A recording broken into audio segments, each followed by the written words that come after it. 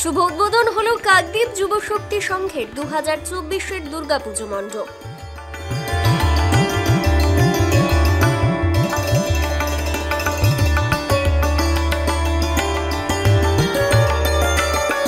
যুবশক্তি সংঘ এবছর 26তম বর্ষে পদার্পণ করলো তাদের এই দুর্গোৎসব।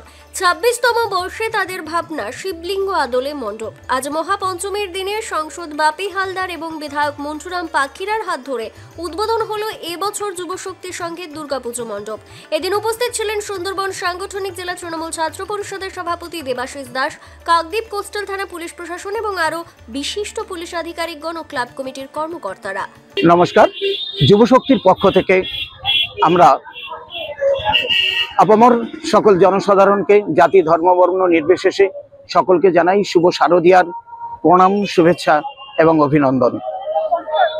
এবছর 26তম বর্ষের আমরা শিবলিঙ্গের আদলে যে মন্দিরখানি গড়েছি, চিন্ময়ী মাকে মৃন্ময়ী রূপে আহ্বান করার জন্য আমাদের শিল্পীগণ অক্লান্ত পরিশ্রম করে যে মণ্ডপ প্রস্তুত করেছেন, আজ মহাপঞ্চমীতে খানিকক্ষণ আগে মাননীয় সাংসদ বাপি হালদার মহাশয় এই মণ্ডপের শুভ উদ্বোধন করলেন এবং সঙ্গে ছিলেন আমাদের কাকদ্বীপের প্রিয় বিধায়ক। আগামী দিনগুলোতে যারা আমাদের মণ্ডপে আসবেন তাদের সকলকে শুভেচ্ছা জানালেন আমাদের স্বামী বিবেকানন্দ অঞ্চলের সম্মানীয় প্রধান দেবকুমার দাস।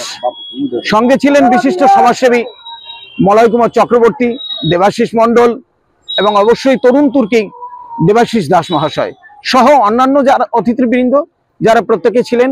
আগামী দিনগুলোতে মা মহামায়ার কাছে, মা মঙ্গলময়ীর কাছে সকলের মঙ্গল কামনা করেছেন এবং এই উৎসবের দিনগুলোতে যাতে সকলে জাতি ধর্ম বর্ণ নির্বিশেষে মহামানবের এই মিলন ক্ষেত্রে আমাদের বাঙালি হিন্দুদের সর্বশ্রেষ্ঠ উৎসব এই শারদীয় দুর্গোৎসবে সমবেতভাবে সকলে সামিল হয়ে যুবশক্তির এই মণ্ডপ প্রাঙ্গণে সকলে এসে তাদের পদরণুতে ধন্য হোক এই পূজার আয়োজন এবং কলকাকলিতে মুখরিত হয়ে উঠুক আগামী এই উৎসবের দিনগুলো।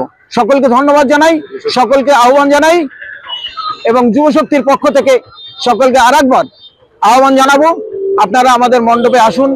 আমাদের শিল্পীদের যে সৃষ্টি আপনারা অবলোকন করুন এবং দেখুন, আমাদের সঙ্গে সহযোগিতা করুন।